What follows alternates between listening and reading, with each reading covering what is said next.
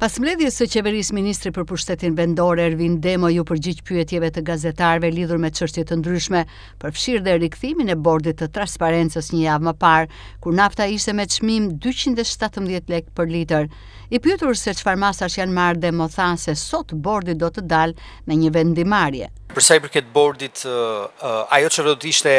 më e sakta është që bordi sot do të mblidhet, është duke marrë gjithë informacionin për sa i përket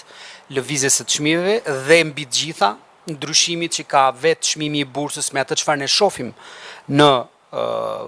në pikën fundore ku vetë ky produkt shitet në territor, dhe bordi do dali me një vendimarrje sot. Sa për ndikimin në rritjen e çmimeve, ai nuk mundi të shprehej, por nënvizoi se prioritet është garantimi i transparencës dhe marrja e masave për të lehtësuar barrën e qytetarëve. Takon bordi të vendosi për sa i përket asaj çfarë po bëhet në lidhje me ndryshimin e çmimeve dhe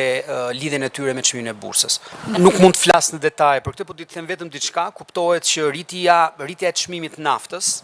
dhe aq më tepër inflacioni që sjell në produktet, le themi në një bazë gjër, kërkon një kod saktuar. Gjithsesi ne ajo çfarë jemi duke bërë është që e para të garantojmë transparencën, duke filluar jo vetëm me produktet bazë, por patjetër edhe me